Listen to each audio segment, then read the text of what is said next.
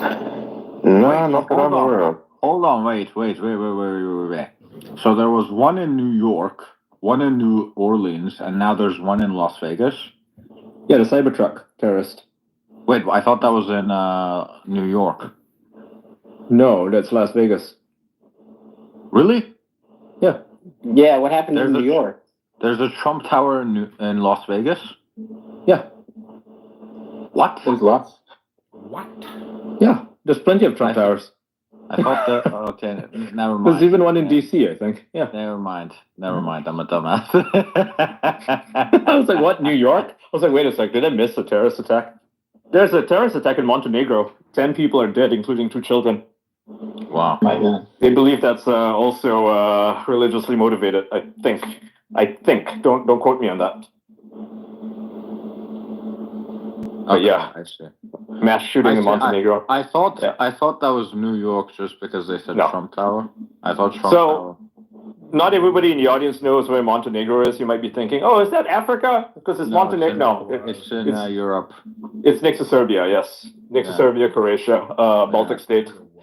Beautiful place, to my understanding. Yes. Great, relatively peaceful. Yep. This is tragic. I wouldn't say it's really that beautiful, but yeah, tragic. You've been there, I suppose. No comments.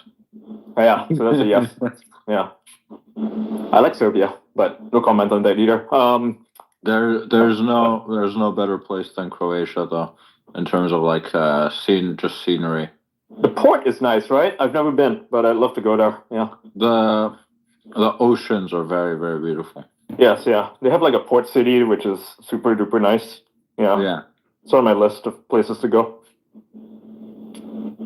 But yeah, no, the terrorist attack there in Montenegro.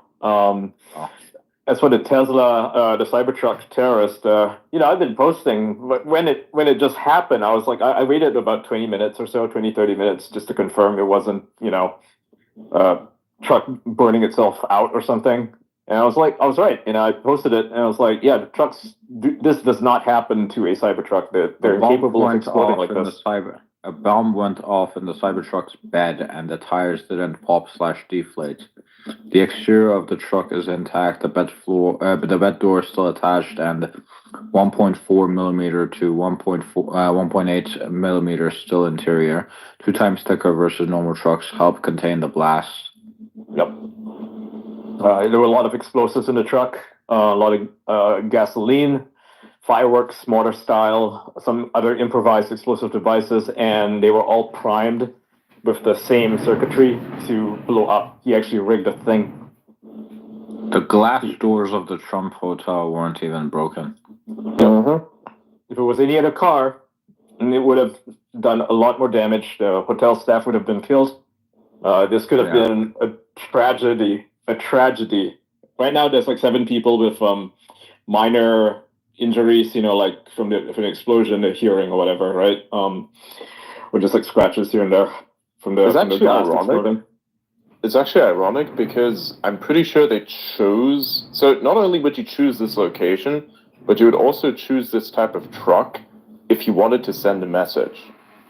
Yeah. The irony in this is they forgot that the Cybertruck is the toughest truck there is. And so they thought, it's going to blow out like every other car. It didn't. So irony saved the Trump building and the people in it. Yeah. How about that? Fateless irony. Elon was right. He's a man from the future. Yeah. It's really, really fascinating. I understand the symbolism of it, right? You want to send a message. A Cybertruck. What is more distinctive of Tesla or Elon Musk than a Cybertruck? Well, didn't work out for that guy.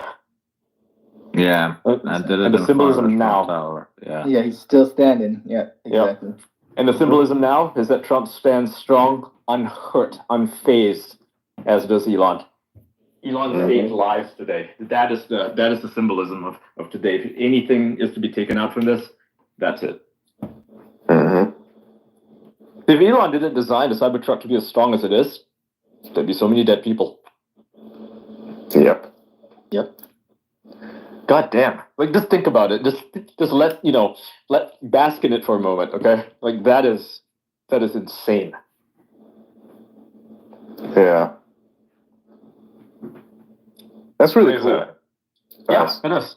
Yeah, it's awesome. I love it. People got lucky there, man. They got real lucky. They did. Yep. Meanwhile, again, more irony on the timeline. There's this very strange, I like to call them fake journalists or pseudo-journalists. This guy from Midas Touch, which is very ironic. It's the irony with an irony, really. Because Midas Touch, the King Midas, the legend goes that it's a person that wishes for the ability to turn everything he touches into gold, that then turns into something extremely self-destructive. So very ironic, by the way, because whatever they touch turns to shit. But it's the inverse of that, but it's still kind of the same lesson. One of the people, they were also very instrumental in spreading a lot of misinformation on the first cycle of legacy media. So for instance, when there was this Liam Neeson account that spread a bunch of bullshit about me being Elon's old account, and then they, of course, deleted their own account and made it look like they got suspended.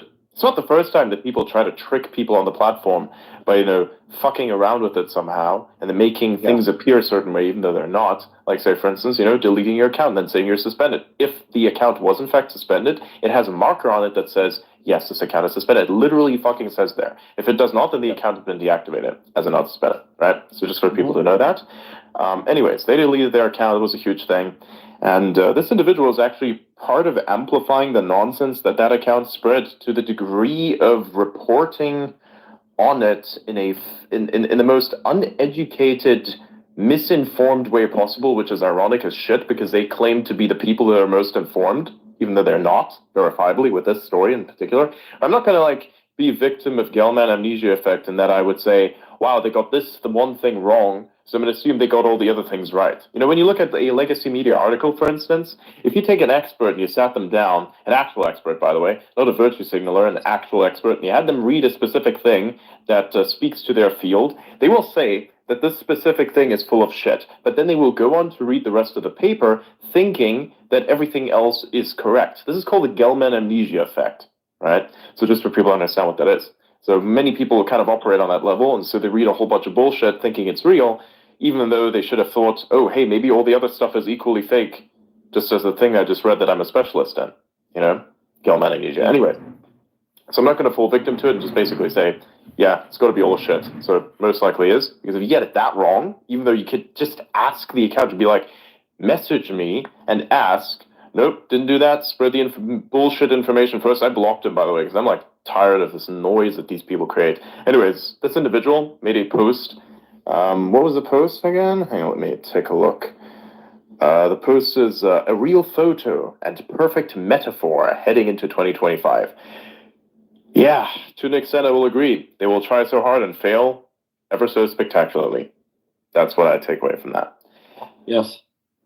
And of course, Laura's been bothering Blythe a little bit. It's saying, oh, hey, why is this individual glorifying terrorism? What I just read to you, does that sound like it's glorifying terrorism? No. It's not. That is just a person making an assertion. They try to be negative about it. Anyone can interpret it either way, which is, I think, the exact intent of that post. But realistically speaking, that's just that, right? That's just that. So, yeah, that's not terrorism. Not at all. Blythe, it sounds like you got a pen pal. You two should go on a date. Oh my god. You seen Project Veritas? Yeah. Blythe is Canadian, though. What worry? That's perfect. It's perfect. Got to unify the two places. It's going to turn to the 51st date. You Just could kidding. get him a green card.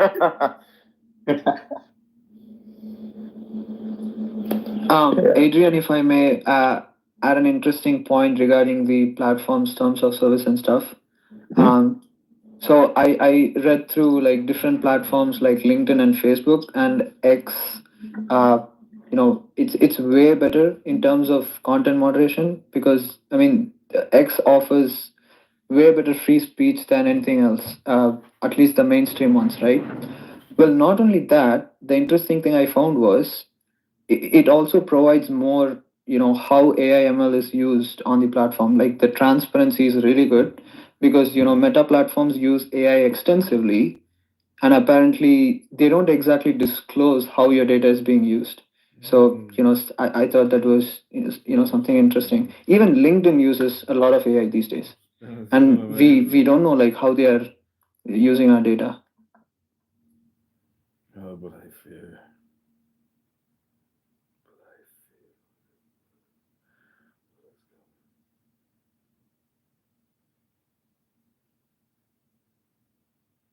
Have you guys ever eaten Mr. Beast burgers? Yeah. No, I'm not. By the way, Oh, they're really good. Raj, this is actually very nice. Can you write up a post about that? Like kind of condensing, like be a side-by-side comparison, like Yep. LinkedIn and then Meta? Yeah, I can work on it. Yeah, 100% do that, because that will be very nice. I'll quote post it. I've eaten Mr. Beast burgers. If you have questions about that, Ian. Are they smash or But they're pass? not good. No, they're good here. You can buy. There Fantastic. depends on where you get it. Yeah. Yeah. You buy it So- good, yeah. I had some. I Today. had them in while I was in Texas. It was great. I had them in New York. I was puking. Wow. So there's no consistency in quality between different places. It's kind of like the Turkish restaurant steakhouse, Nusret. Yeah. Yeah. That one also like heavily depends on where you are. Like some places it's complete ass, some places it's really good. Mm-hmm. The Dubai one is okay. It's not that great. I hate it when a brand has inconsistent quality. Okay. Yeah, exactly.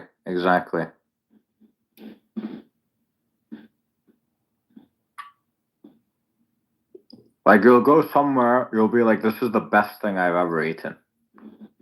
Right? And then you go somewhere else, and it's like disgusting slop.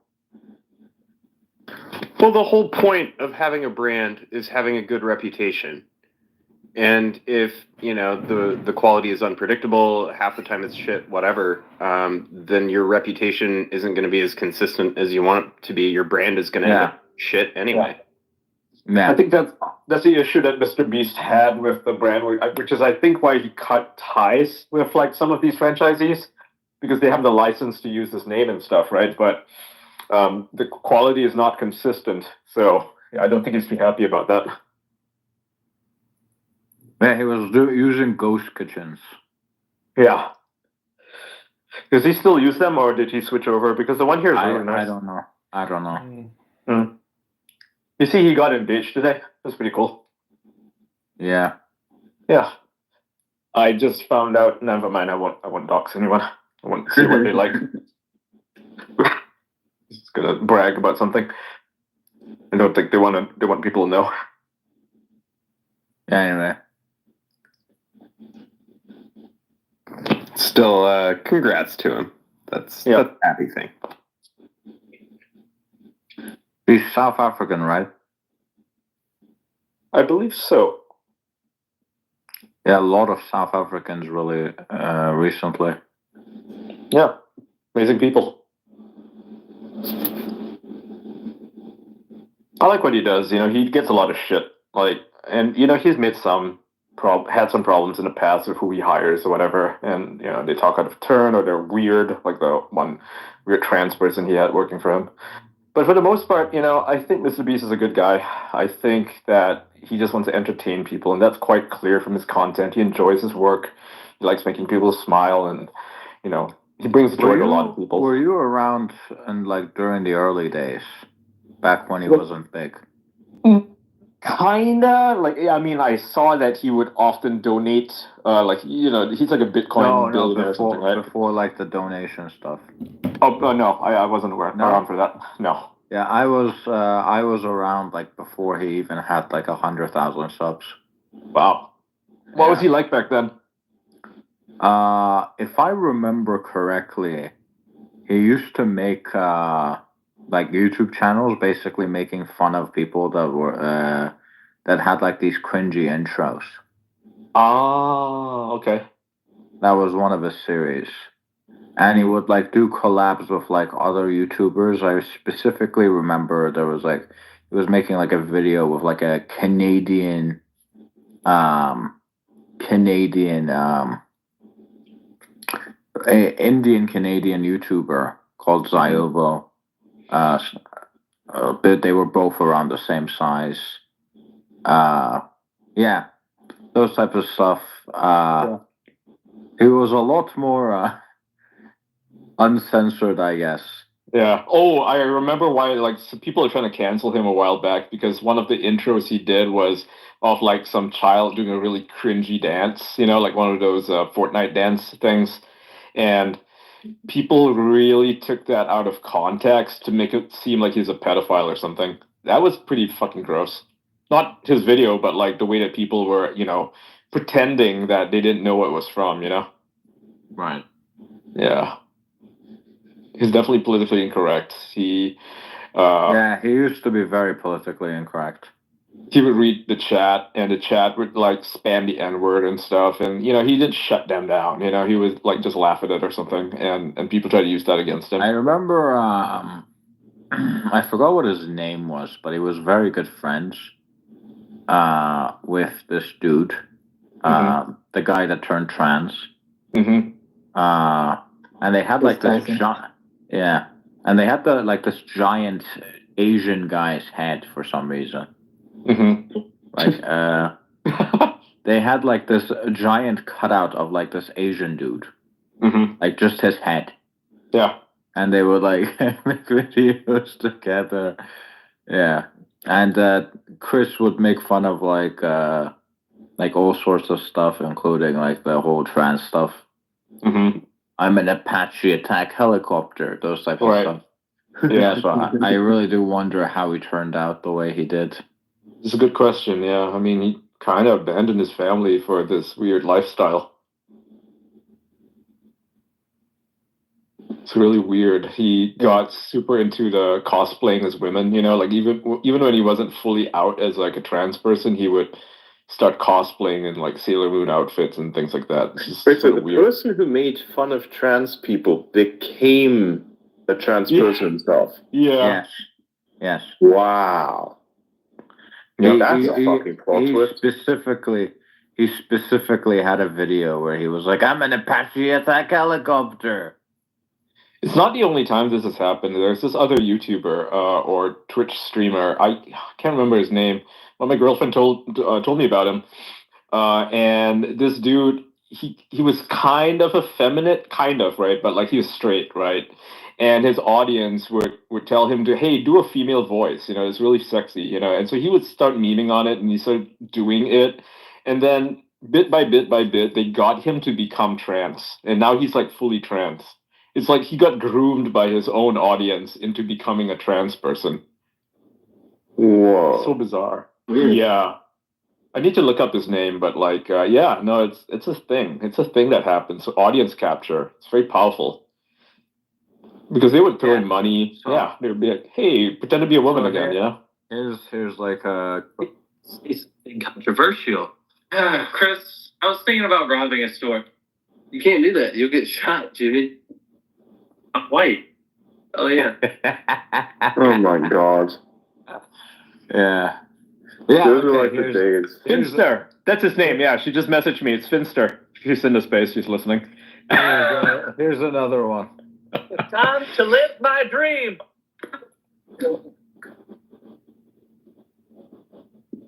Finster with a bunch of numbers. Yeah, that's the YouTuber I was referring to. If you look him up, you'll see that there is like weird slow transition to a woman. He adds like these what do you call them? Cardboard boxes to his hand. And it's like, it's time for me to live my dream. And he like starts spinning around, and he's like, I'm an Apache attack helicopter. People say to me that a person being a helicopter is impossible. I'm having a plastic surgeon install rotary blades. It's time to live my dream.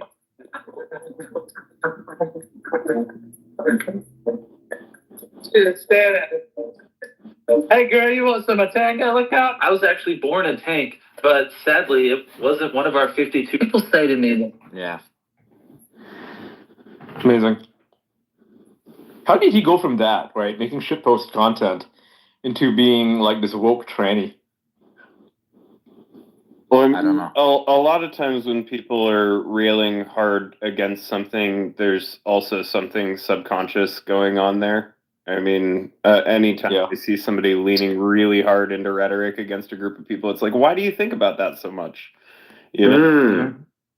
It's not always true, though. I mean, I know this other YouTuber, Jim Sterling, used to be a game journalist at Destructoid. Now he has like this YouTube channel where he does commentary, and he used to be like a shitlord, you know, like he wear a suit, like a black suit with a tie, totally masculine, would rail against feminists, like especially fat feminists, even though the guy's morbidly obese, he would make fun of feminists and stuff. Anyway, he started dating this actual feminist who was fat, and now he's trans. Wow. Yeah. Do any of you know this dude called Hunter Avalon? Yeah, I know that guy. Yeah, he hates me for some reason. I don't know why, but he hates me. I know that. Basically, he started out as like a conservative Republican YouTuber, Yep. and That's now he's like fully like Democrat, left leaning. Like he used to be Christian as well. Now he's like an atheist. Yep. And Yeah. also his wife like set up a gangbang with like Yeah. 5 black guys or something. Yeah. And he was like kind of okay with it. Like he was fully cucked at that point. Yeah. His wife had like started only. So he started dating this girl while he was still conservative. Mm-hmm. And then he got her pregnant. And over time, you know, he was like, okay, guys, I'm not really, I'm starting to question my faith. And then he left Christianity, and then he left Christianity. And then next thing you know, his wife opens an OnlyFans, and eventually she's like doing like fucking gangbangs with dudes, other dudes. Oh my god. Jesus. What was George Santos's deal? That's kind of a similar, like, there was just something wild going on behind his facade. He became a conservative, right? Like he used to be like a cross-dresser in Brazil. Am I right in saying that? Like that's my knowledge of him. Correct me if I'm wrong. I don't really know everything that happened. I know that he was recently convicted of something. I saw that in the news. But I recalled that as being sort of a similar like conservative person who had like this sort of like crazy contradictory private life that was like totally fantastical and weird. Yeah, like he again, correct me if I'm wrong. Have you seen those videos where someone goes to the RNC and they go to like Bumble? No, not Bumble. Grinder. They open up Grinder. Yeah, that's and the it's thing. like and they just click next, and it's like all like 0 miles away. Yeah. Yeah, And like like Democrats have gone there just to check that out, and that's the thing. Yeah.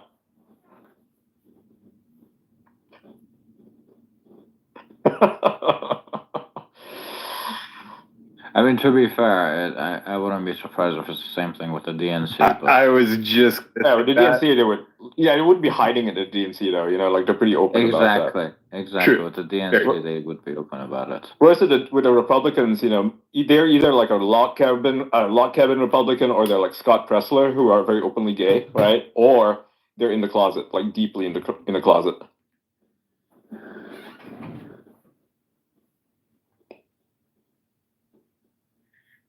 there's still a stigma about gay men in the Republican Party, even though it's being accepted now. There is still a huge contingent of the very same people who oppose H-1B.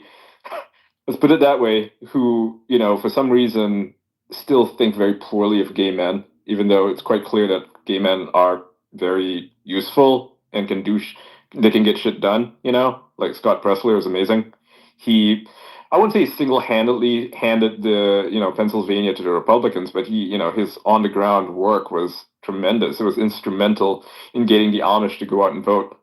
Yeah. You've also got Tim Cook. Yep.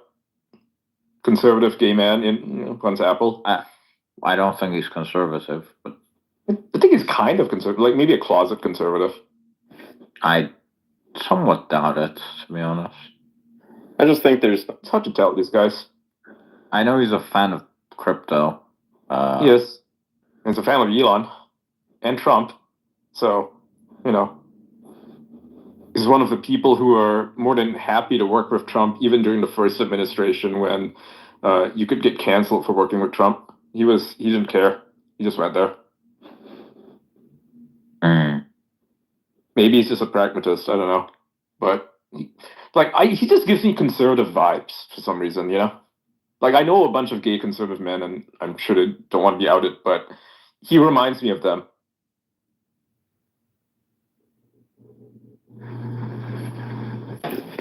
there's really something to be said, though, for just like accepting yourself, being true to yourself, and being an advocate for the sort of change we need. Mm-hmm. Because there's a bigger fight to be had here.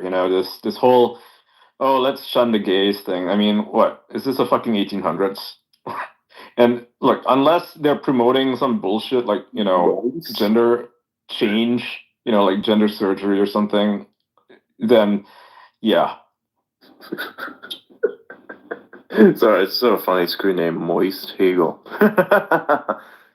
That's funny. Oh yeah, Moist Hegel. Yeah, that's a. I know who that is. Funny. Yeah, like play on the name Hegel. It's a funny name. Yeah. I like the Hegel slave master dialectic. That shit's fucking insane. You should It's the probably thing nobody have them on thinks the about. space sometime. Sure.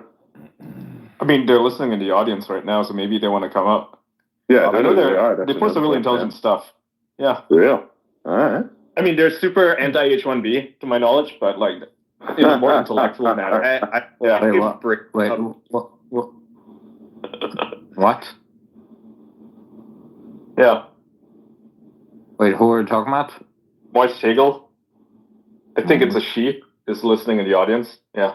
I just saw the screen name. I thought it was funny. It's a funny name, yeah. It used to be Dark Hegel for a while, and now it's Moist Hegel. Right. I guess we all start dark, and then we get out of the goth phase, just become super moist.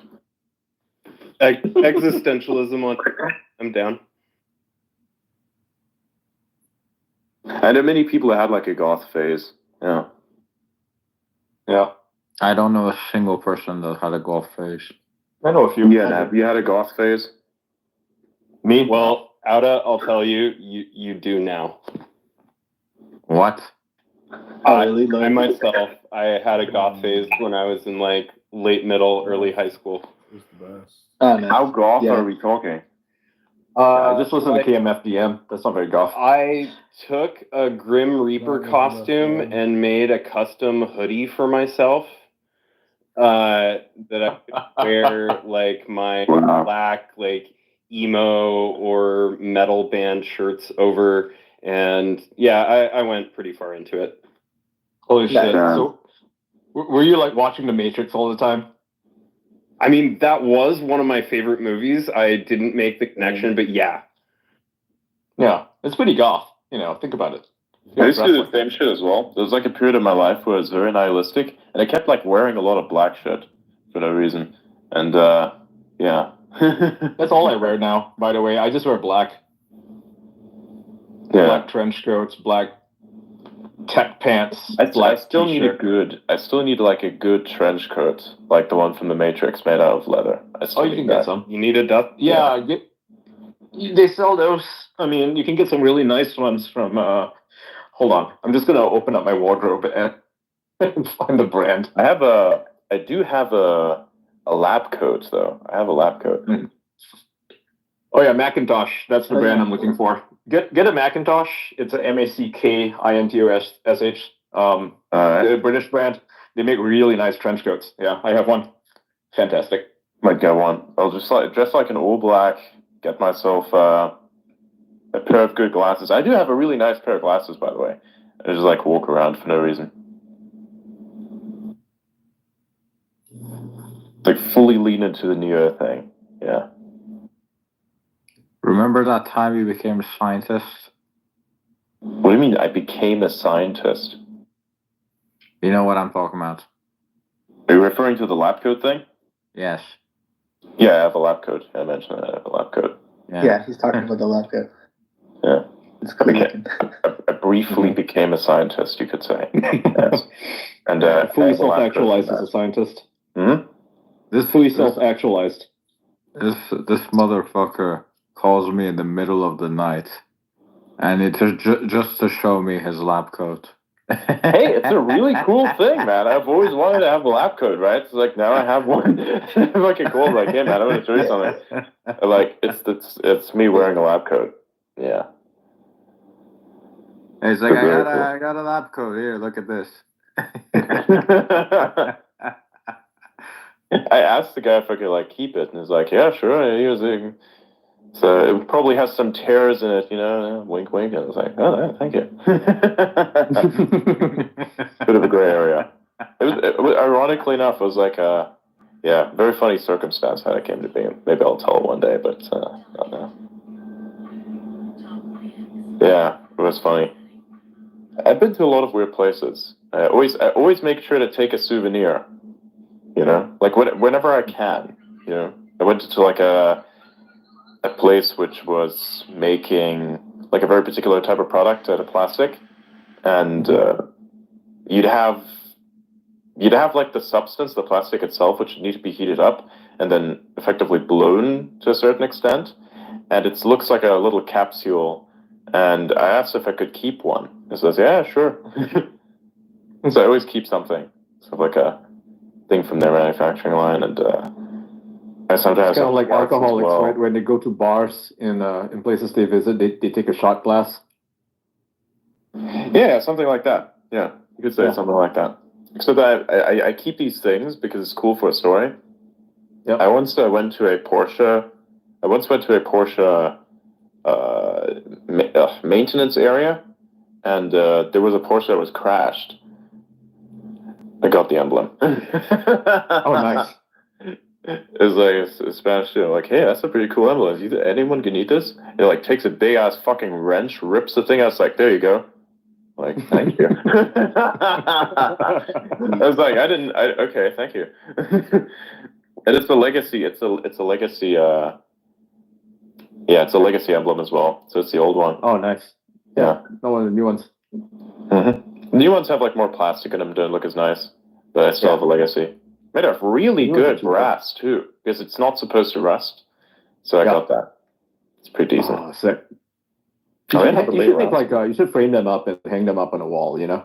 And they have it in like a little box somewhere. Oh, yeah. Now I know where I'm going to put the radiation stuff. Adrian. Yes. Did you see what Suraj sent in the X group chat? Let me see. Oh,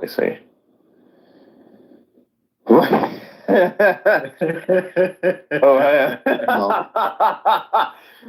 Wait. Hang on. I can match that energy. I can match that.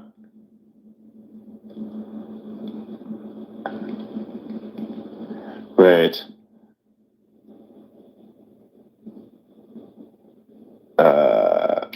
Wait.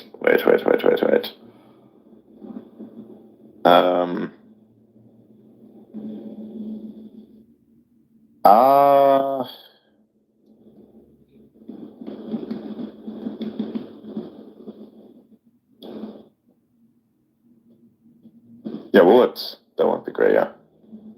I'm trying to find the meme. I have a meme for this.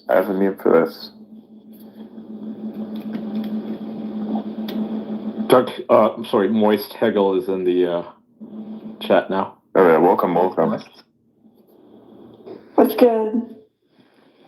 Nice. It's going. Just doing a little bit of work. What do you do for work? I'm a patent attorney. Nice. Nice. Meet This Laura really is a Katz. She's a diverse lawyer. space. Like a lurk. Yeah, nice to meet you. Great to meet more Nice to attorneys in the meet you. space. Did not expect that. Me neither.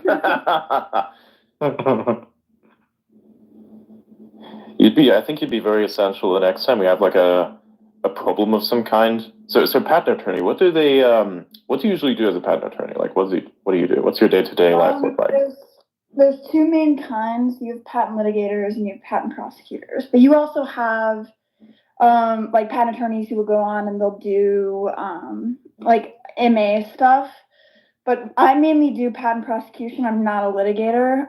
So I do more of like the tech side of things. I meet with inventors and they send over their mission disclosures, and I prosecute patent applications, which includes writing up the application, submitting it to the USPTO, and then responding to something called office actions or restriction responses, etc. Interesting. Yeah, you're going to be invaluable, I think. Will be kind of funny. Yeah. If like two people involved in the law in this space, that would be really funny. I think more reasonable minds as a part of the conversation is a good thing. Yeah. So just to get some basic things out of the way, because Ian said this, you're like kind of anti-H-1B, is that it? Yeah, so I'm anti-H-1B from the position where there's a couple studies, one put out in 2003, I believe it was by a Berkeley professor. And what was shown was that basically it's not being quote unquote illegally scammed. What's happening is there's several loopholes in the legislation. So, and there was basically in the 1990s, there was a lobbying campaign by, I believe the organization was called it was like the professional organizations for IT workers. And part of the problem was there was a congressional hearing over a lot of abuses going on back in the 1990s. And so when there was like a big media storm over this one specific company getting caught. It was Hewlett-Packard. And the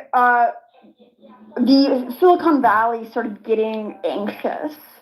That they were going to roll back the number of H-1Bs or like do away with the program altogether. And so they basically started a lobbying campaign by appointing this specific guy as the president of that Association for IT Workers group, which was basically just a front for a lot of large corporations.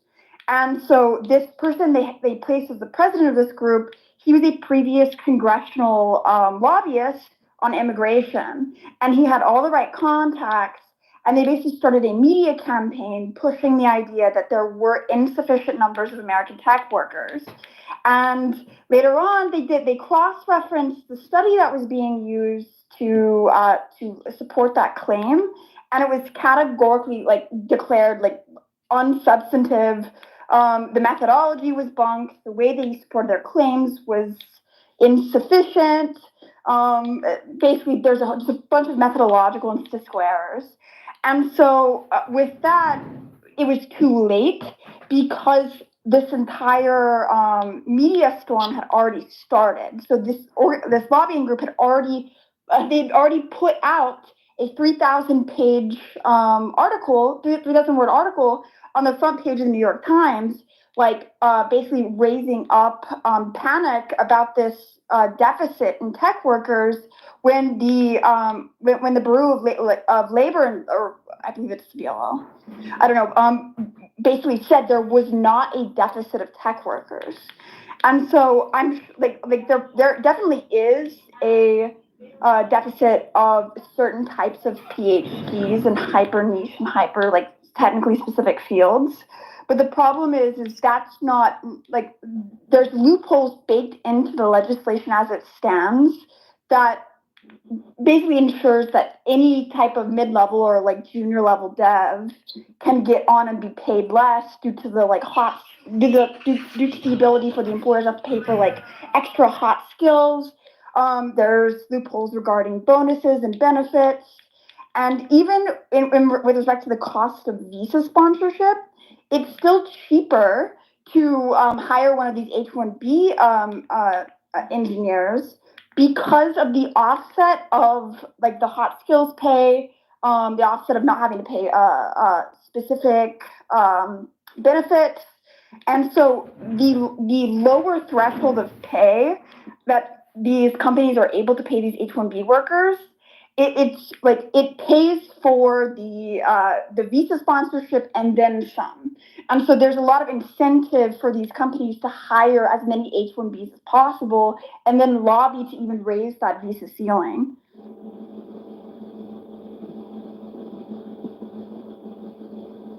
Interesting. This was probably a lot of context.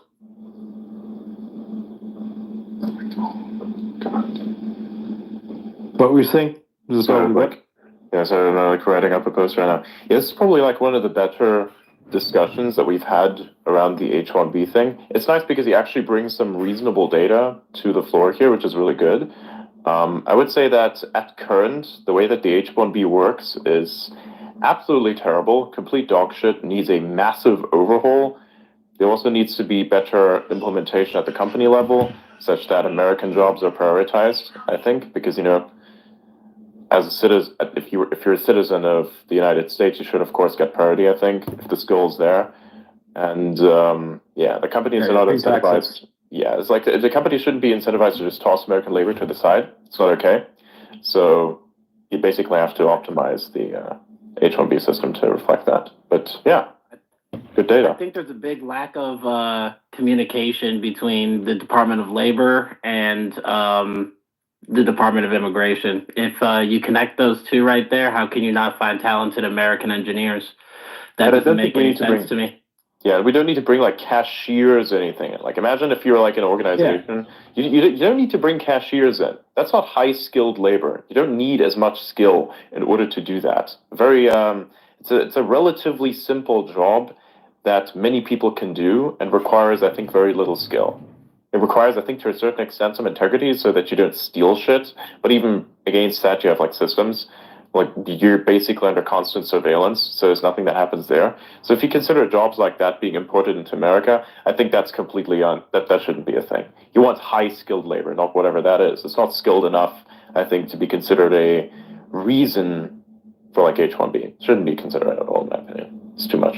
Even a massage therapist would be a higher skilled job because that does require training and certification. Mm-hmm. I mean, you get a bunch of you get a bunch of like the Asians, and for instance, are very good at massages. Thailand.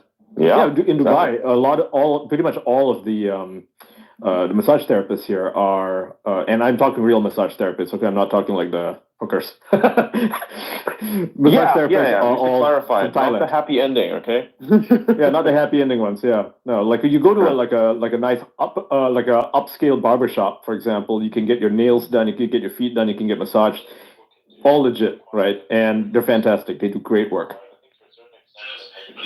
So and that's not something they train anywhere else. Yeah. Getting back to the subject at hand, I think there is an important question of economic philosophy that we do need to kind of ask, which is whether the government should be sort of tipping the scales at all with regards to the operations of an efficient marketplace. Like, if it's efficient to hire workers from abroad, then why shouldn't we be facilitating that as opposed to tipping the scales? Like, just because we're prioritizing Americans, is that the reason?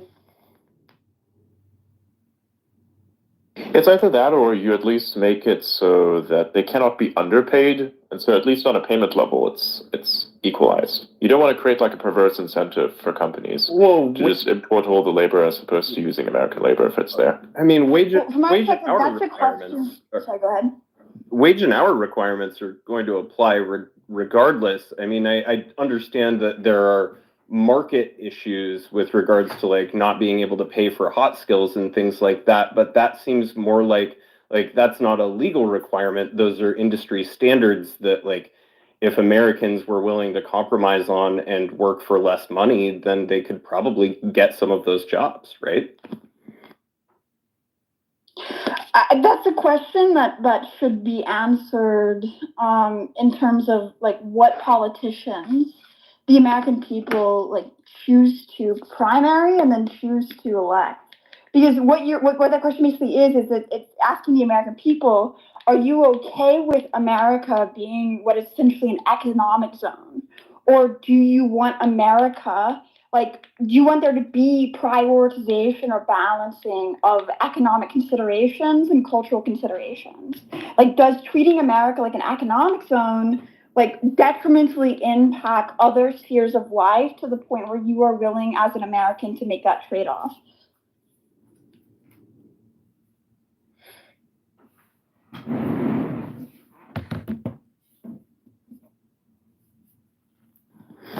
Yeah, I mean, I think assuming that it's a trade-off is maybe something that could be examined.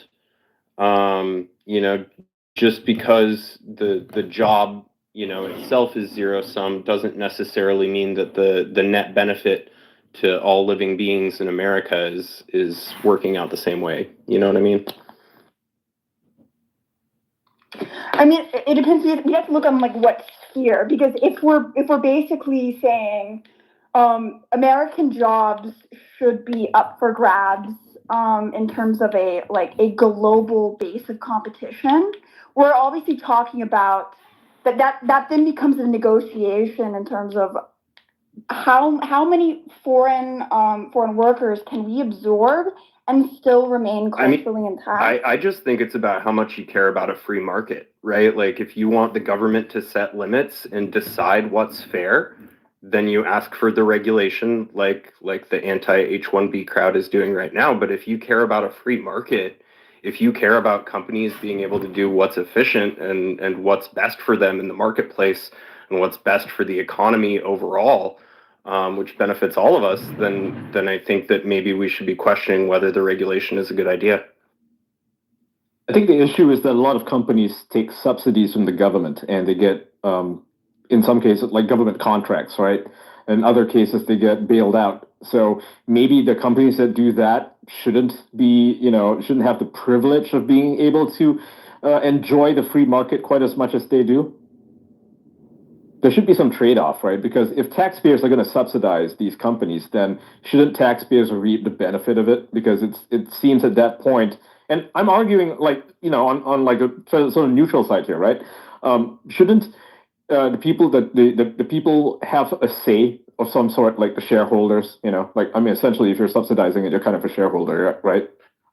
Should it benefit you? Like, why should you, as a taxpayer, pay for a company to put you out of work, right? Or to replace you with someone who is better at their job, arguably, right? Better at their job, but doesn't benefit you. That seems stupid. Agree with that logic.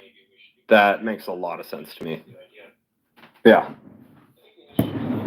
And that's a discussion I think that needs to be happening right now is perhaps there should be maybe not a ban on H-1B or not a complete, reform of it, but rather like a set quota of jobs that are for Americans only, and maybe not specified jobs, right? Because you can't say, oh, you have to hire an American for this position, and they have to be this, It's not fair, right? Because maybe that expertise doesn't exist in the local marketplace. Maybe instead say, we need, to have like maybe 5% of jobs in of a certain bracket to be qualified American citizens. Right, that would be one way to deal with it. Now, of course, you could make the argument that this might open it up for abuse. You see this in Vietnam, where they have like a job requirement of 40% or whatever need to be local citizens, and for the most part, the people getting those executive positions in Vietnam are just not cut out for the job. They just delegate it to somebody else that they hire who is a foreigner. So there are a lot of drawbacks to that system as well. So I'm not really sure what the answer is in making sure the taxpayer doesn't get ripped off when it comes to this, because the last thing you want is for the people running these companies to become nepotists, where they will offer jobs to Americans, but only the Americans that they like their brother's cousin's son or something, right? You don't want that.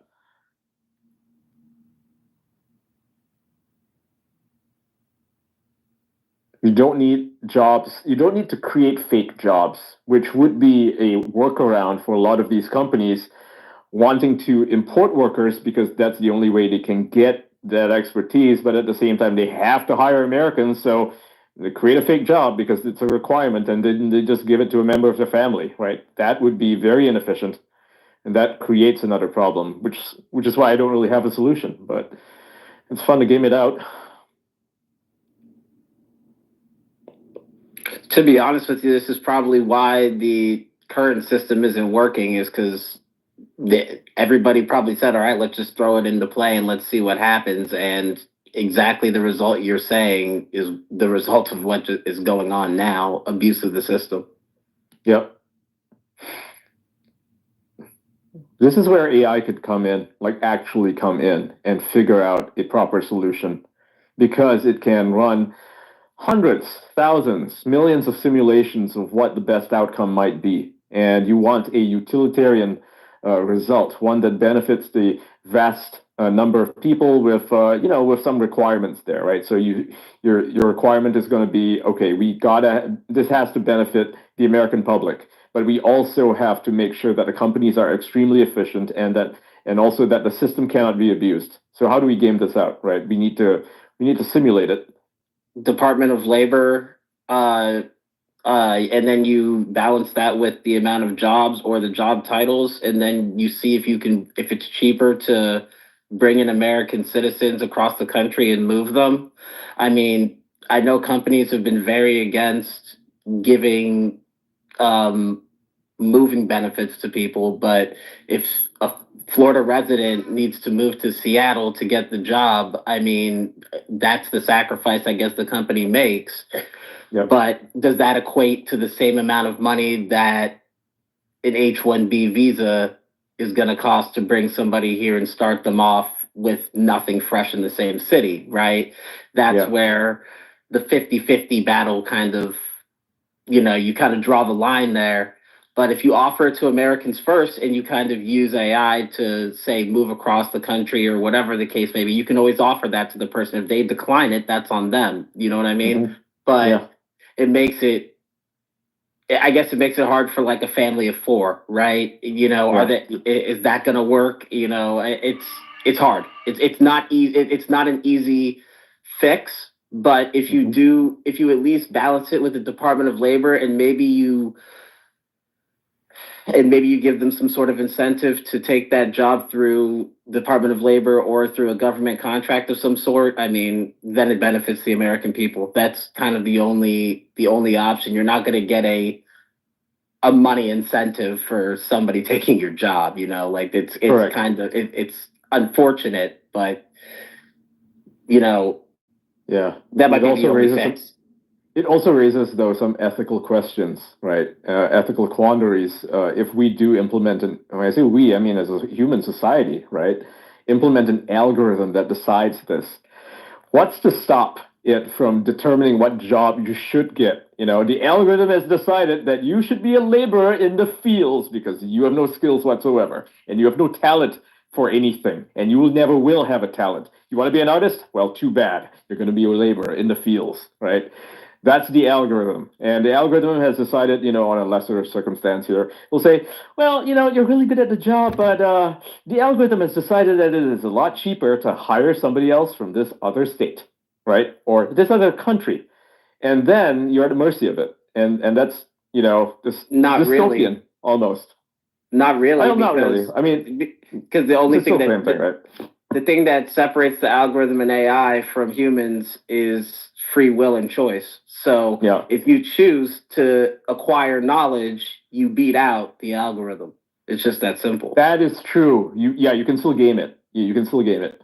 But I suspect that the vast majority of people will not game it because that is the world that we live in right now. Most people do have the cheat codes or they do have the strategy if they only choose to employ it. But many people are lazy, right? There's perverse incentives to not do that, to not excel, to not become rich, to not be good at your job, unfortunately. And so they just don't do it. So I guess in that case, they would only have themselves to blame.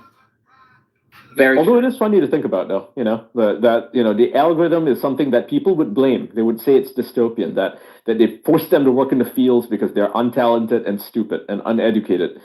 But they do have the means to actually elevate themselves. They just choose not to. The algorithm has decided, right? So I guess it's not really that much of a, when you put it that way, it's not really that much of a moral quandary, but people will treat it like it is one. They will say it's unfair. Interestingly enough, I think eventually you end up with a system where AI or some type of smart intelligence data system is taking in everything about your genetics. It's taking about all of your experiences, everything that you want to tell it about your favorite tastes or whatever it might be, and it's going to pop out to you what it thinks your best life path is. I mean, think of all the people that just spend decades feeling like they never find what they were supposed to ever find, and then of course people are going to go towards something like that. I mean, but if you think about it, it might actually be the smartest thing in the world. You can solve unemployment with that. Unemployment rate would be literally zero. How can you tell me you can't find a job? We're literally giving it to you. We're telling you need to go here. If I guess if the application process of whatever the case might be going through with AI, I mean, does that not completely negate the unemployment rate down to zero if you're handing people jobs hand over fist, even if it's a cashier job? Hey, they might be happy doing it. You got to weigh that in as well, right? You weigh in their emotions and what actually makes them productive and not depressed. Right. You could say, okay, well, you would actually enjoy work as a cashier. You might think it's bad now because you don't have that job yet and maybe you look down on it, but who knows? The AI would know, right? The algorithm would figure out that actually you would be really happy with this and you just don't know it yet. Well, all you have to do is literally say, hey, where would you preferably live?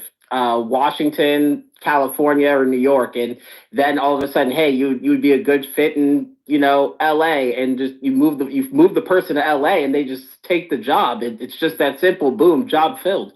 It's really not that hard, to be honest with you. This is something you could implement tomorrow and it would work. Well, and once it catches word for working, you're going to have basically everyone funneling in to use a system like that, and then well, what are you going to say? Jobs are filled? Why would you not go into basically any training program that it's going to tell you to go into, or college degree, whatever it is that it thinks is going to work well, if you've heard that everyone else basically is, or even 99% of the time it's worked well. Everyone's going to use it. It's going to reduce the amount of people that are hesitant, essentially, to make the choice. Yeah, I think they would actually use it if what we could do, and let's just say, I'm game theorying here, right? Theorizing here, not game theory. Launch a pilot program, right? Have some companies get on board this algorithm and have a bunch of people who are willing, to sign up for this thing and be placed at where they want to be. And let's see how well it works, right? Now, obviously, the first few runs are probably going to suck because there's not enough data points. But given enough successes, I think this would actually, eventually would take off and many companies would sign up for it. You'd have Fortune 500 companies coming in and saying, hey, sign us up. And at that point, you'd want those jobs, right? They'd be desirable. You need to they could take their own personnel and find the best position for them in the company that they might not already be in at all, and without even having to bring in new people. Mm-hmm. So this could be done. I mean, to be honest with you, that alone solves the visa issue, because now we're bringing the percentage down dramatically on how many people we're bringing in for, like Adrian said, cashiers and, things that we really shouldn't be using the H-1Bs for. We can give those things to American people. That solves also the unemployment rate. And to be honest with you, that might start breaking into the percentage of homelessness. Okay, hold on. The cashier shit is completely false. Those are just applications, and all of those would have gotten rejected. I believe so too. Yeah, no, we're just using that as an example. We're saying like it would eliminate the low tier jobs out of the bottom of the barrel applications. Like you wouldn't even be able to apply for something like that if this was to be implemented. So I think something that might be useful with a concept like this to avoid some of the sort of dystopian consequences that Ian was getting at would be like a human element of filtering the options that are generated by the system so that, you know, you're not just sending people to miserable jobs they don't like. I mean, I know also accounting for their desires and things could help there too. But my experience with AI so far has been that it's a great tool for generating like a base product to work from or for generating options to choose from. But that human element of like making decisions about what the final product should be is very important.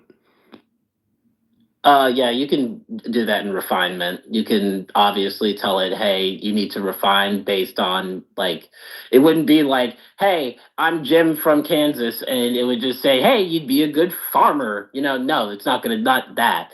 It's more so like you fill out a 20-point or a 50-point application, you submit that, then it feeds back to you X amount of options with X amount of, you know, what is required, or do you meet the requirements, or how long it would take you to reach this requirement, years, money, amount. You know, AI is an incredible thing. You can add, you know, college loans, how much it's going to cost, banking, you could add everything into it. And like I said, you're starting to break into percentages that actually are going to benefit the American people. Like you're actually going to bring money back because you're saving it. You're taking people off the streets. You're saving homelessness. You're doing a lot of different things just by implementing this one little thing. Yeah, they did this in Fallout, by the way. It's called a GOAT, a Generalized Occupational Aptitude Test. Yes. I think it's doable. Honestly, I think it's doable. It just seems dystopian because, you know, it's been in science fiction.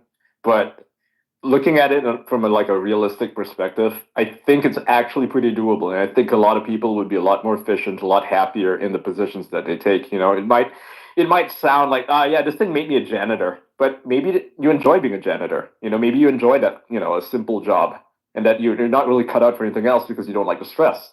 I mean, that's better than being like a guy who works in an office pushing paperwork and wanting to kill yourself, you know, for every waking moment that you're doing that job, right? So, yeah, I mean, I think this is good. I think there's something here. The Doge should administer the GOAT to all federal employees and decide who. To be honest with you, it wouldn't be a bad system to even employ open spaces in the federal government, especially people that are American citizens that may or may not already be in the federal system, that you know, may or may not be working, or you know, may have an accounting degree but, you know, work somewhere else that we may need them somewhere. This could veterans.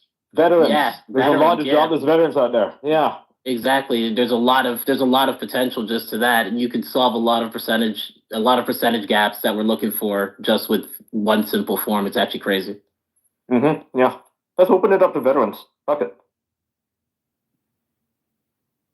Why not? How do we go about doing this? I mean, so this is like an AI space, and there's a lot of brilliant people here, including in the audience. You know, I see some AI people there, and it's like, how do you push something like this? You know, like how do you get the government or a corporation or a group of corporations to adopt this idea? Because it's a really good one.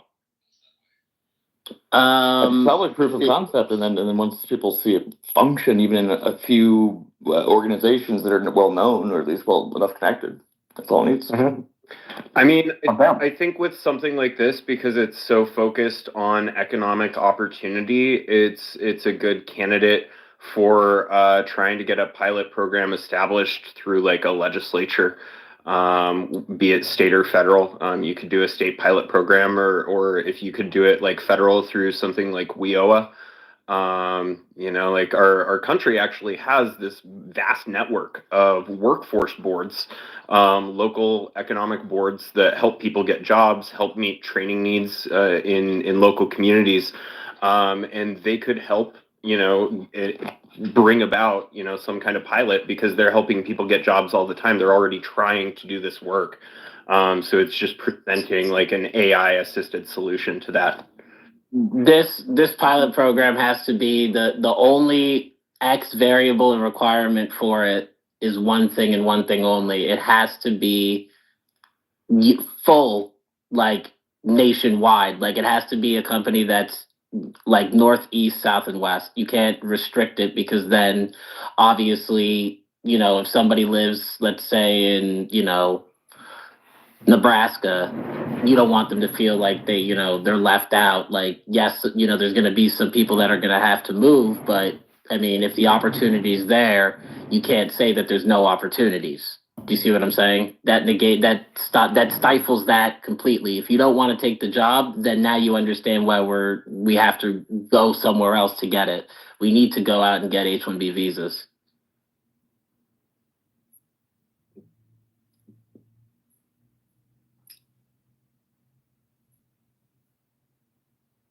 Yeah, I think to have the kind of impact that we're talking about, it would probably need to be federal, so that we could have that sort of nationwide aspect. Maybe Doge can push this. Yeah, well, I guess I'll send a DM. Yeah, I mean, It's something that could be implemented in government agencies for sure, and would definitely increase the efficiency of those work hours.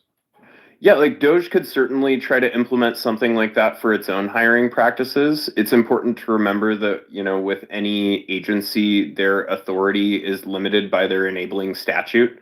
And so if Doge is, the Department of Governmental Efficiency, it's probably not going to have a lot of economic authority granted to it in its enabling statute. So that's an important thing to consider. But depending on what its statutory mandate is, I mean, you could see something like that for federal workers. That is something that would be realistically within its mandate, at least in my opinion. But we'll have to wait and see what it looks like.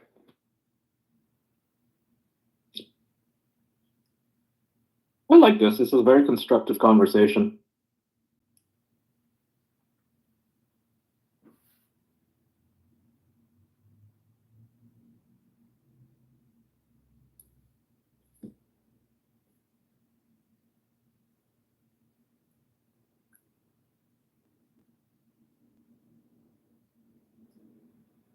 This is one of the more positive conversations for sure. It definitely beats the drama. I mean, that's not to say I don't enjoy watching some of that stuff, but this is something that is, a net benefit, a net positive, right? We're not just spitballing. It's like, okay, how can we do this? And we're having a conversation about how to solve these problems without calling anyone stinky and brown or foreign invaders or any of that shit. It's totally unnecessary to having the policy discussion. Yep. If anything, that's a distraction. It's as if, those people don't want you to have that conversation. They want to ram it down your throats. It's their way or the highway, and they can't accept any sort of input. That is not how the world works. It might work in Venezuela, and we've all seen what happened in Venezuela. You have an uneducated bus driver dictating economy. Yeah, it's just not going to work. I mean, if you really think about it, I mean, is that what we not just said? Is that not America first? That sounds like America first right there. Yeah.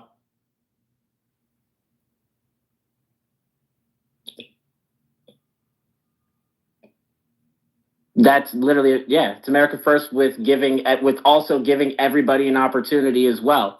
Like the part that kind of sucks, I guess, is that if a super talented engineer is across seas, you still have you have to be required to hire the American first. That's just like kind of, the hard part.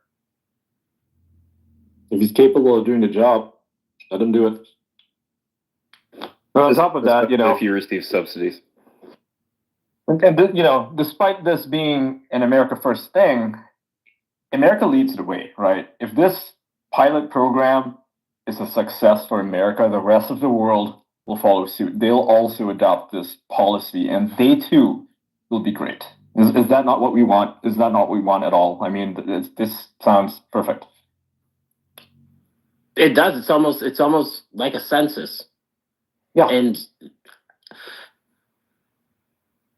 because I want every country to be great. The world benefits from having a lot of great countries all of which are prosperous. It doesn't benefit from having people who don't have enough. That's where conflict arises, right? When some people don't have enough and they need to take it from somewhere else. You do this, you implement this, and suddenly everybody's productive. Everyone in the world. That will create world peace. This is like the solution to world peace. It's efficiency.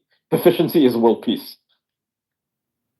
Yeah, you can't get into bad shit when you're busy. Sorry, I gotta go to work. Yep.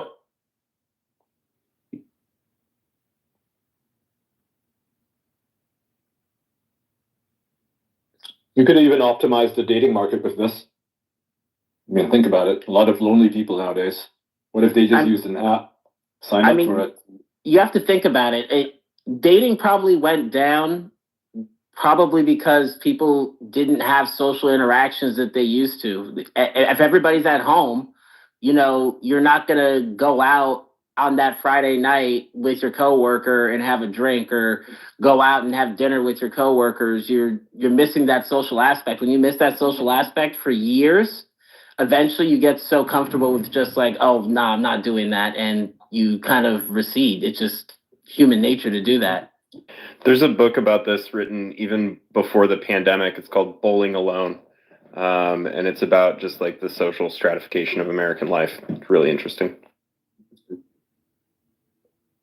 Do a lot of people bowl alone now? More nowadays than they used to.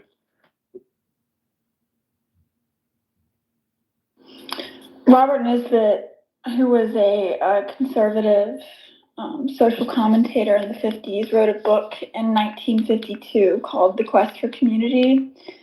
And there's a lot of criticisms from Christopher Lasch through the 70s and 80s. He was a left-wing social theorist, but he was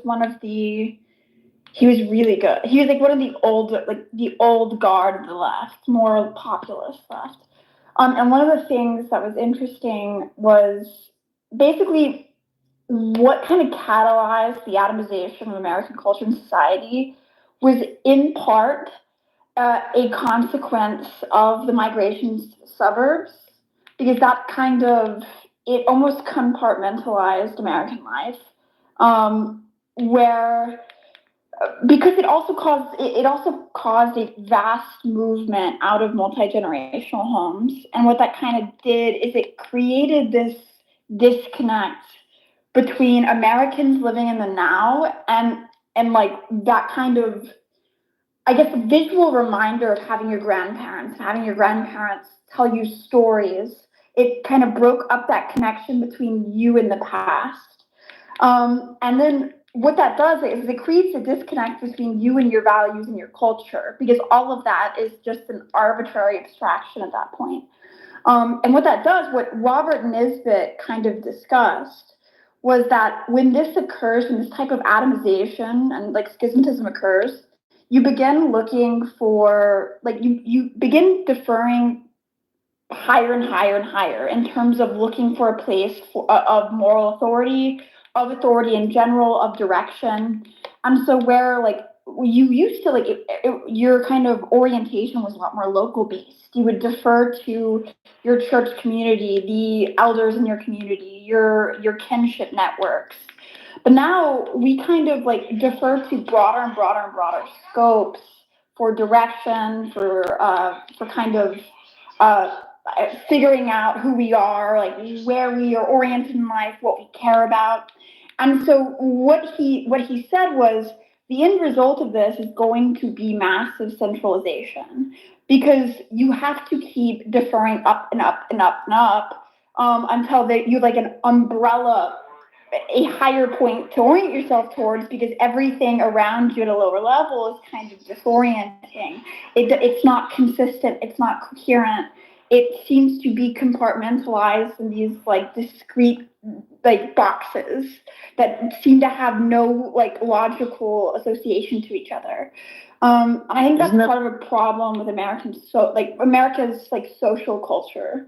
Isn't that part of what left open the holes in our society for wokeism's kind of mind virus to seep in the first place at such a massive level, was the disconnect from ancestral connections? Yeah, I would agree with that, partly because I believe I believe woke is kind of a readaptation of the Protestant ethic. I believe it's Protestantism like sans Christ. And if you look at how it works, it like the ethics, the morals, it's very similar to like the teachings of Christ, but it's incoherent. It's not really tethered to a concrete place above, and so it becomes like inconsistent. It collapses in and on itself, and it begins making a bunch of incoherent like statements about itself as a system. And so, and you see this in like the formula for woke. It's identical across every domain. Basically, it requires a radical deconstruction. They first try and deconstruct the conditions of which they exist. Like, okay, what currently is valued, and then they basically do internal critiques of trying to figure out, okay, why that's valued. And the only reason they're successful is because of that previous disconnect. And that's where they're able to have an accurate critique, because it's hard for those values to stand alone in and of themselves without that history and tradition to like give them credence, to like But that they can draw their authority from. At the same time, appeal to tradition is a well-known, well-recognized logical fallacy, right? Like, that's the way it has been done. That's the way our ancestors did it. Is not actually a reason to keep doing things. Like, there do need to be independent reasons why things are good, but I think that we need to focus on that maybe, and not so much like what our ancestors did and what was done before. So it's less about a tradition in the sense, like I'm using tradition in the abstract sense, and I'm using it. It's more so a mode of being in the world, as opposed to, oh, you light up a Christmas tree.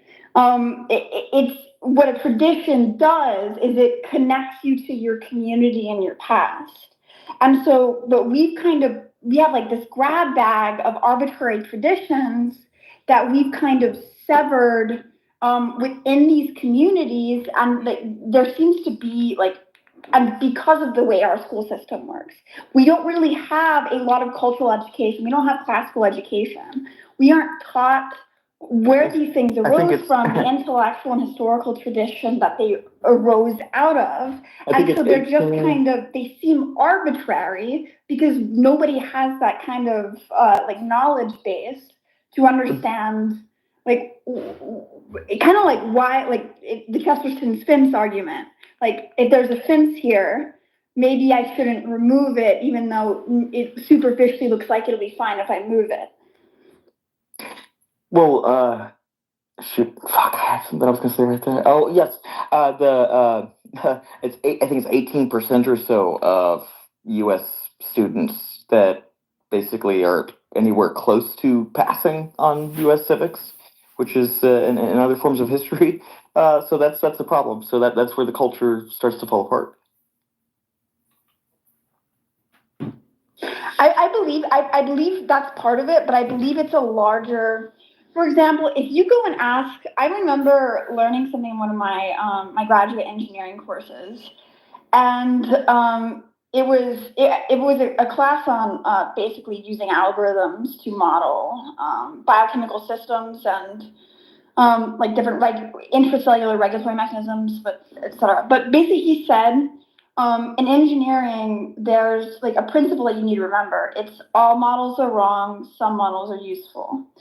And that like blew my mind, because like there's like I had been going through, because my undergrad's in biochemistry, my graduate degrees in biomedical engineering, and like just like presupposing that the scientific method was a almost like an alchemical method of generating truth. And then I realized when that was said, like, that's not what it is, right? Right? It's iterative, it's updating, but the information that you're getting from it, it's not necessarily truth.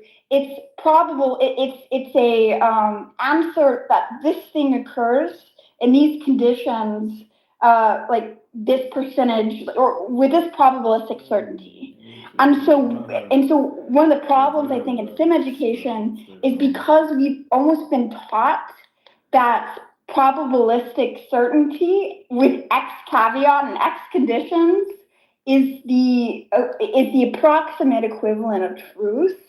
What that does is it kind of creates a confusion about the nature of truth. And so we aren't taught like, okay, what is it even to prove truth? And like Karl Popper in the 70s started talking about this and his like whole falsifiability thesis.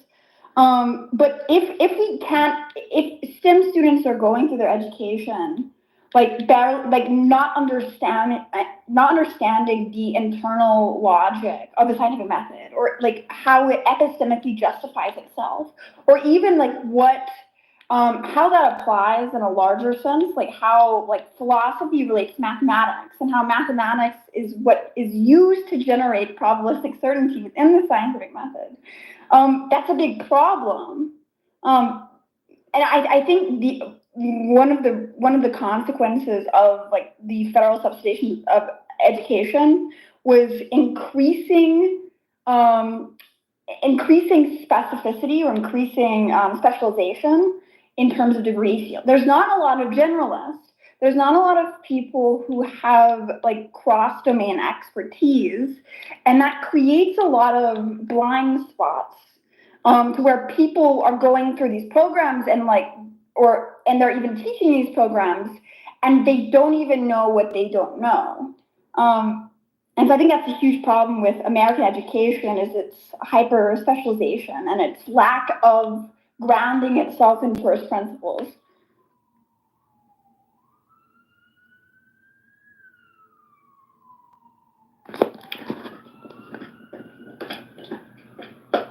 I do agree with a lot of what you're saying. At the same time, I'm thinking that experts are really just people who have developed a series of not experts, generalists rather, are really just people who have developed a series of singular expertises and are able to tie them together in a way like, you can't just decide to become a generalist and start doing everything all at once.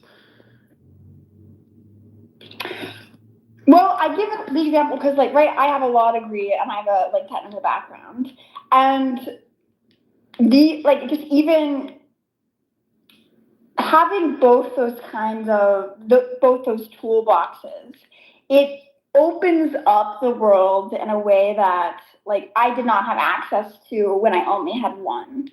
The way you kind of approach problems and you see a problem it's totally different than if you had only one of those toolboxes. And so I don't think it's necessarily interconnected, basically tying a string between two discrete toolboxes. It's more so they're integrated because they're not necessarily just kept in categories in your brain. They mutually both your skill sets mutually influence each other. But at the same time, as far as your legal career goes, would you say you're a specialist or a generalist? It depends because in law, because in patent prosecution, you're applying the law and you're applying your technical expertise, and you can't really sever the two because the way you apply the law is dependent on your technical expertise. But how many areas of law do you not practice? A lot, but I don't necessarily so I guess I'm a little confused about how you're defining generalist. Well, I would say as opposed to somebody who is, for example, general counsel for a large corporation that deals with issues that touch a number of economic sectors, different communities, demographics, political, sort of implications as well. You can become quite the generalist, but it takes time and you don't just start there, right? Sure. So I don't really see generalist as defined by occupation. I see generalist as defined by foundational background. And so I think that's more of how I'm using it. So if you are not taught if you don't know anything about philosophy or you don't know anything about law or like what Western civilization, like Western history, the history of the world in general, and you're hyper focusing on this one track your entire life, you are like, that is like hyper specification to the degree. When you're approaching a problem that may be even slightly have a slightly intersecting domain, you are going to have no idea what you do not know in terms of your approach to the problem. And so I'm not necessarily talking about, like has hands in every single bucket. I'm just like, in terms of a wide breadth of foundational knowledge.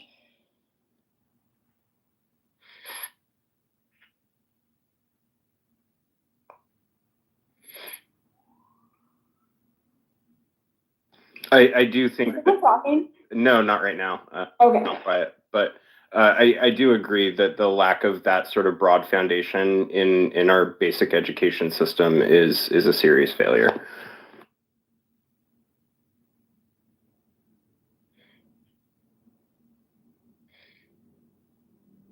Hey guys, do you know anything about the hostage situation in Las Vegas that's going on right now?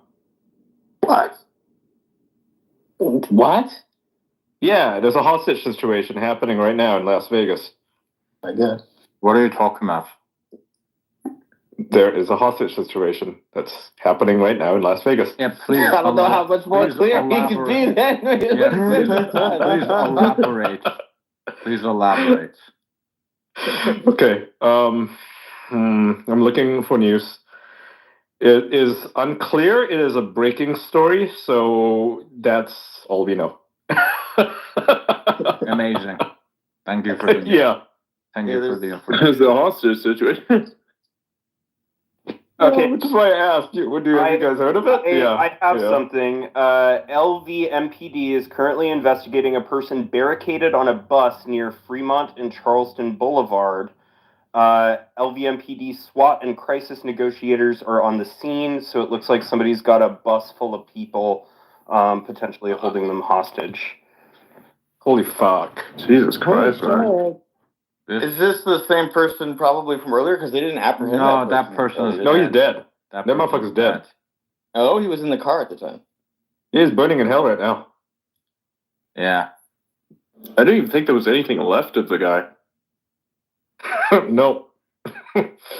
He's cooked. Literally. Yeah,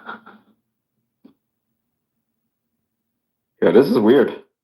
The SWAT teams are there. The bus is surrounded by police cars. That is wild. Did you guys see like both the mainstream media and all the people who hate Elon were posting this bullshit about how the truck had just caught fire somehow? Yeah. They yeah. always say that. The truck always drives itself. It always catches on fire by itself. It's crazy. Mm-hmm. They're so intelligent.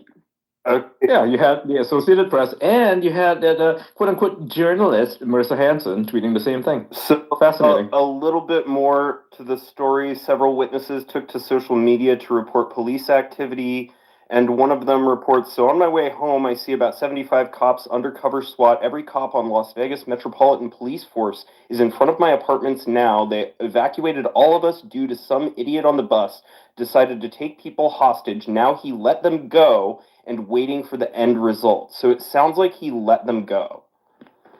Okay. Sorry, I read Could just that be a crazy exactly person. as written. So Could just be a crazy person. Hopefully. Yeah, the headlines are really bad about the Cybertruck explosion. They're all claiming, if you don't read the article, right, and all you do is parse the headlines, it makes it seem like a Cybertruck caught fire outside of the Trump Hotel. And this is shit that the reason I hate Reddit, right, is all they do is read headlines. And so they're just mocking Elon for it. Meanwhile, the reality is that some guy rented a Cybertruck, filled it up full of bombs, and then blew himself up. Well, and they know that people are only going to read headlines. That's why they're sharing it that way. Yep. I did a test back when I used to be a big Redditor, as I'm sure you can read about me and all that, top 10 and all. And I would purposely run very inflammatory headlines, and they would always get front paged. And it was evidence that people did not read the articles because the article might say something a lot less inflammatory, but the way to get headlines or the way to get posts boosted to the front page is just to be as inflammatory as possible. Stupid people. There was actually a good YouTube video of where this guy ran a test. Him and a few other people, they experimented on Reddit, pointing out how it didn't matter how well the article was written or if it just contained a single paragraph. People would only upvote stuff that had the best headlines. It's actually really pathetic. And the same is true for Twitter or X. People do not click on the links. This is largely a fault of Twitter in this case, because back when it had a 140 character limit, the most you could post is a headline's worth of text. As such, people were extremely misinformed during the whole, before George Floyd, right, in 2013 when Black Lives Matter was a thing. It was nothing but 140 character posts, so there was not much you could say about a situation. If you wanted to debunk the fact that Michael Brown actually choked out a police officer, that he robbed the place, and that he never, put his hands up like they claim, it would just be too hard. It would just be too many words to explain the situation. All people heard was that a young black teenager was killed by a police officer who was trigger happy, and that is your headline.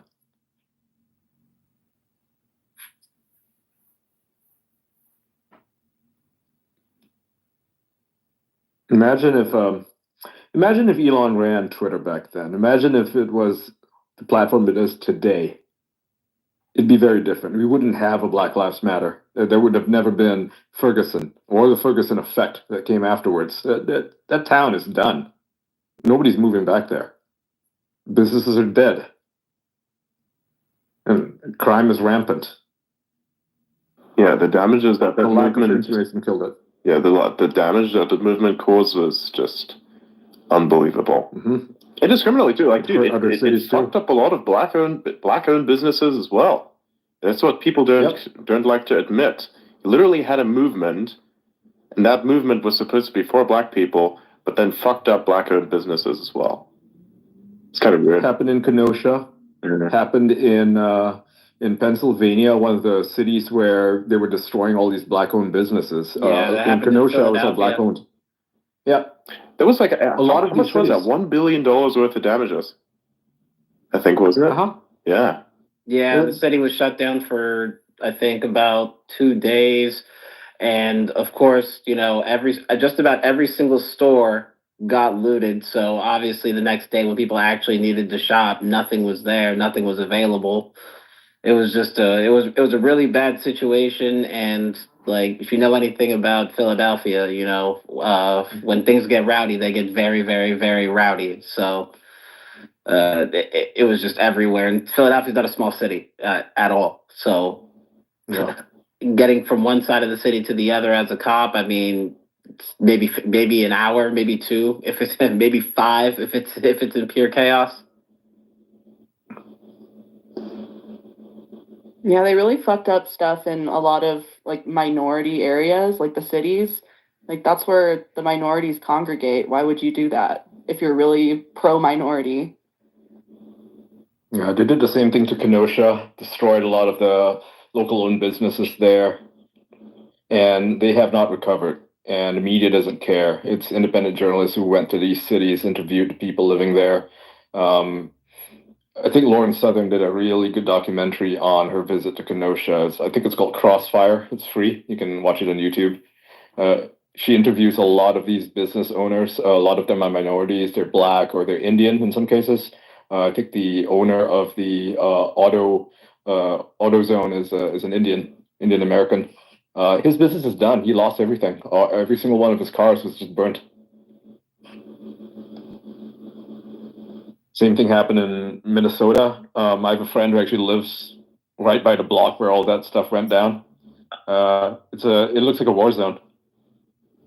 And that's the sad part, is that's where we need the money and the jobs and everything to go to. And if you destroy it, you have to burn into that budget to get there. And then everybody's sitting there asking questions. Where's the jobs? Where's the money? Well, you blew up the city last year, so we had to use that budget to fix it. There's nothing we can do about that.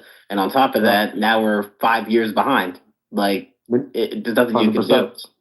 Minneapolis is just a disaster right now. Crime is through the roof. Police officers are quitting in droves. The city itself is just not safe. There's just not enough police officers, so they can't police it properly. Businesses have shut down. They've left the city. And in those areas that were affected by the riots, the city had the brilliant idea of turning it into George Floyd Square. And no police are allowed in that zone. Antifa set up shop. And it just turned into like gangland. It's just gangland, right? People are being shot every day. You do not go to that part of the city if you're there. If you want to go to the Twin Cities, stay away from that particular part. And that used to be relatively, I won't say rich or anything, but it was fine. It was fine. And now it's nothing there.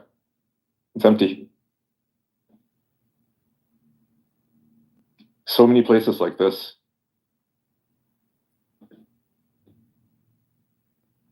If I could add some comments on what I just posted about the platform terms of service comparison. YouTube for the past few years has removed so many posts and videos, way more than X, and there is a lot of public data backing this. And we also have so many posts being removed by Facebook and Instagram. And if you just search Instagram terms of service, right? They have buried the terms of service in the help section, and it's not very direct either. So compared to all those, I think X still remains possibly the best platform in terms of transparency. We don't know anything about the algorithm of how the other platforms work like at all. And LinkedIn added the AI training thing to sort of summarize all your posts. But yeah, they don't say much about that in their terms of service either. Like it's a little vague. But I tried my best to sort of compare all those in a much simplified fashion. If I get any details wrong, I'm happy to correct them.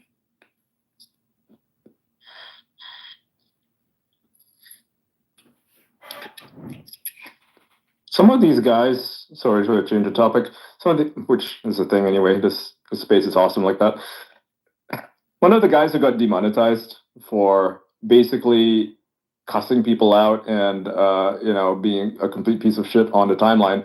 And reminder, you're not entitled to be paid for your speech. You're entitled to your free speech, but not your paid speech. Okay, that's a privilege that you agree to when you sign the terms of service.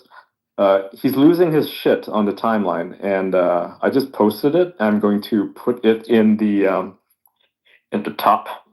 It's really something that you should probably read for yourself. I can't read it. I can't read it on here. It's too much. It is too much.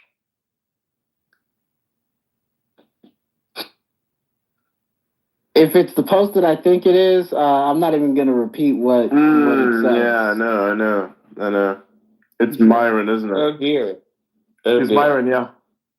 Myron really got cracked there. Holy shit. Yeah, no, he really did, didn't he? Yes, he did. Yes, he did.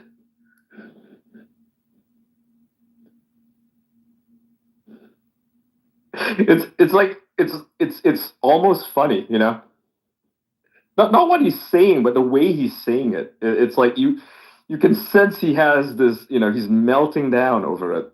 It's hilarious. It actually is hilarious. I love this shit. not in like an I love it, like I support it way. I just think it's hilarious. Like, imagine saying that.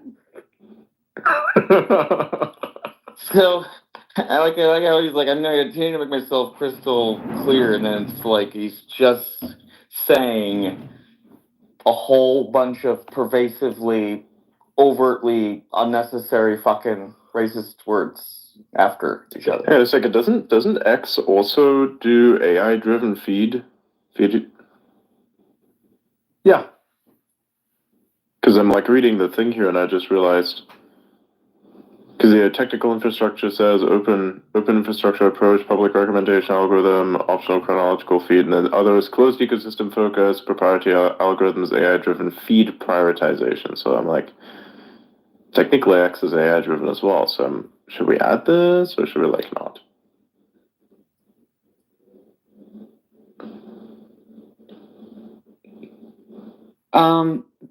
Yeah, sure, I can probably add that. So I was thinking, the like how they ran the post is a little closer, but yeah, I think I can add that point. You can remake it and go over it again if you'd like. It's not a problem. I think the thing that people are just not understanding, people like Myron, right, is that in your post up there might be interesting from him, but I think his one line from, I don't know, 2 hours ago from something he said here, he says he got 1.6 million despite censorship, idiot. And all I can think is, what the fuck definition of censorship is he working off of? oh yeah, it's definitely not. It's free. He's not being censored. I mean, if The he's thing gonna that say bullshit like this, then you already know that he's like, I don't know, he's probably trying to force people's hand in a sense, because this is like this is getting really close to what you want to have banned on it, actually. 100%. Like I think he's gonna try and do that, like get himself so he can harp on it forever. Correct. Yeah, he'll attack Elon directly, maybe send a death threat or two or something. He gets to that point, and then he gets banned for it. Maybe not that part, but yeah. Something close to it anyway, yeah. Something that's bannable, like posting gory images or, a threat of some sort, or just spamming the N-word in the replies. That would get you banned. Mm-hmm. What he's doing, and not just beyond what he's doing, but his brain, the way it works and the way that these people's brains work, is they somehow feel like they own Elon's wallet. Mm-hmm. Like they're entitled to being paid by Elon, who owns this website and gives his money, right? Because this is his company. He gives his money of his own free will to you so that you can enjoy the site because he enjoys making people happy. I mean, that's a great thing. Elon fixed this platform. You're not posting for free. And yet these people, they feel entitled to it. They feel like they own him. Excuse me, but you do not own Elon Musk's bank account. You are not entitled to his money. They don't seem to understand that. Mm. And the fundamental misunderstandings over freedom of speech just really irk me as an attorney. This is not free speech. What they want is entitled paid speech. They think that paid speech is a right. Well, it's not. It's not a right. You don't. X is not required to employ you. You are not entitled to a job. You're not entitled to free money. There's a terms of service. You agreed to it. They agreed to it. And you broke it. You broke a contract.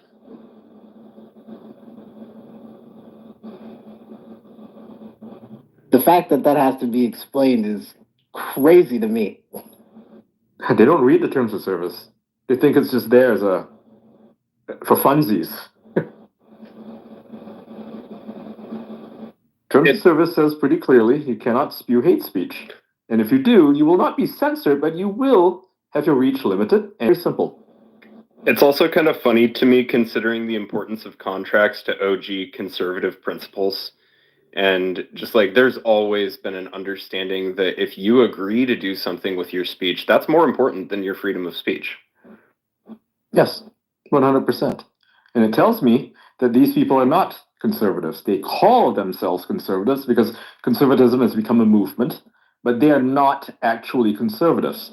No more than leftists, rather, Antifa are liberals because they are not liberals.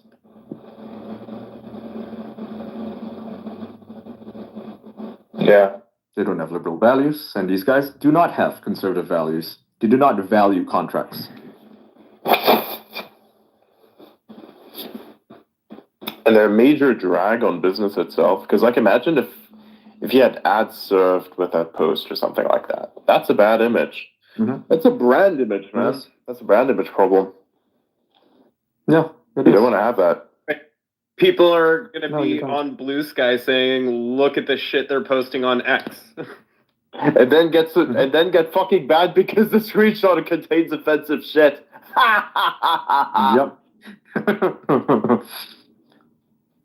I think Taylor Lorenz has complained about it, about how she's being banned because they don't let her post about certain things because the screenshot is offensive. Yeah. What a dumb website. It's the same with Threads. You can't post stuff like this. If I would have posted a screenshot on Threads, immediate ban.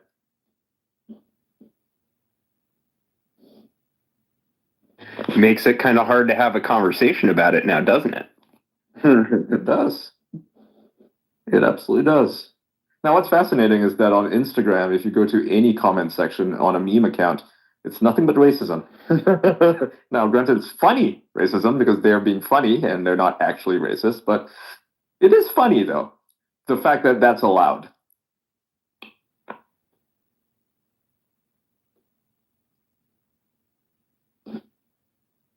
I got so much behind the scenes information about this, it's not even funny. Of what? What? Like this guy in particular? No, of Instagram.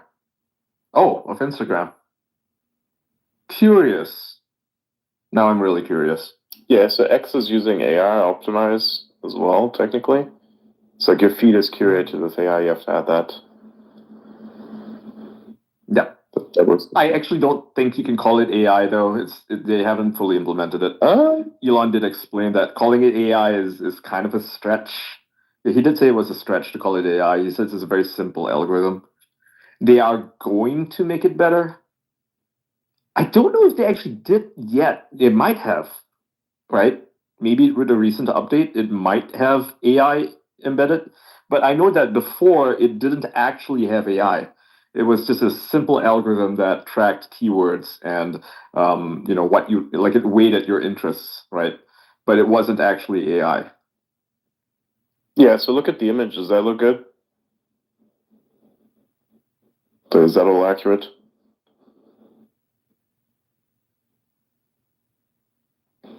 Let me see. Looking at it.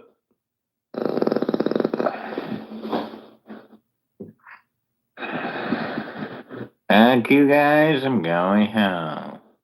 The fuck? I'm going home. Looking good? Yeah, I like it. Alright, perfect. Also, I highly recommend, like if you're about to send any posts out there, run your text as a grammar check through Grok, and it's very, very good, actually. It's nice. In case, like, you have a typo in there that you don't see, I do that a lot. Same. Needs to have, like, a separate button for that. Yep. Spell check button, yeah. A proofreading. Speaking of censorship and the way that people run things, YouTube has banned, or rather limited, the reach of Tommy Robinson's interviews. Oh yeah, I saw that. Yeah, they're taking the side of rapists. There's absolutely no reason to block his speech. There's nothing there that he's saying that is not true.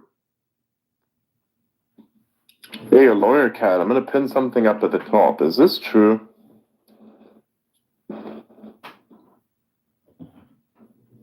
So Molsum here is saying there's a decent chance that Tesla could win a libel claim against the AP for this. Even if Tesla didn't win, it would at least create some deterrence against the most heinous, dishonest acts of misinformation purporting to be reporting. So we look at this here. Is this Oh, this looks interesting. I'm skeptical, and the reason for that is that like you can use pretty much any subjective interpretation of your speech as a defense, and truth is an absolute defense to libel. And so if there's a subjective interpretation of the headline and the factual contents of the article are otherwise accurate, I think it's unlikely that you would be able to make a strong libel claim. Maybe in the UK where they have like much stricter libel laws and protections with respect to defamation. I'm not a UK attorney. I'm not an expert there. But yeah, I don't see that under US law. If you call someone in the UK an attorney, you're gonna piss them off majorly. Yeah. I've noticed that. Barristers. Yeah, barrister or what's the other one called? Advocate. No. They got like barristers and a bunch of other stuff. They separate their lawyers into like different things. Right. Yeah, they do. Yeah. One of them is barristers, but yeah, if you call them an attorney or a lawyer, they get super pissed off. I know this because I met some of them, and they would get pissed off at me for calling them a lawyer. Solicitor. I was just Exactly. messaged by a lawyer. Yeah, he's one of my followers. He's listening to the space. Exactly. Yeah, he says UK solicitor here. A lawyer cat is right. Right. That's what he said. Wait, how many lawyers do we have listening to this space? Dude, Quite a few, I we're think. about to become the ex-law firm. Yeah. Yeah. People in the lawyers in the UK get really pissed if you call them a lawyer. They want you to no, I'm a solicitor, or I'm a barrister, or like one of those things. I don't know. In the US, we just call all of them lawyers. Lawyer, yeah. And one thing I wanted to mention about the potentiality of a libel case against the AP is that they are shielded heavily by the Supreme Court's ruling of New York Times versus Sullivan of 1964. And so they can kind of say anything they want. How does Peter feel? Not anything, and it depends on who you're talking about as well. Hold on, wait. So, Wait. How did Peter Thiel destroy that one news site? Do you guys know what I'm talking about? Yes, but I forget the name. I think if you want to talk about interesting libel claims, though, I think there's a conversation to be had about all these claims that are being made by these accounts that have been limited. And if they're making false claims about what's happening to them, because they're making some pretty specific assertions about why their accounts have been limited and that they didn't do anything. And if those things turn out to be factually incorrect, I mean, I think that X or perhaps Elon could have a cause of action against people who are trying to smear his name using false information if that's the case. Potentially. Not legal advice to Elon or anyone else. I don't sue them in Florida because they have a really location, and that like you're putting out a false statement. Florida would need to have jurisdiction. I don't think it matters because you're dealing directly with the First Amendment here. Well, no, because like the reason I bring up Florida is because I know a number of libel lawyers who, and these are like Twitter spats, right? Where you have someone like, I'm just going to mention it. Ali Alexander used to defame a lot of people. He used to accuse them of pedophilia, given that he's a pedophile himself. I'm not afraid of being sued by him because it's true. He would accuse people of pedophilia. He would accuse them of sexual assault. He would just make up these nonsensical claims to the point where lawyers got really pissed off at him, and they sued him in Florida, and he agreed to a settlement where he actually had to put out a statement saying that he had willingly and knowingly defamed them, and he apologized for it. So it's a thing that you can do. Yeah, if somebody like literally defames you on X, if you get the right libel lawyer, you can sue the shit out of them. Yeah, so this kind of goes back to our conversation about hate speech and how not all speech is protected. So defamation is another category of unprotected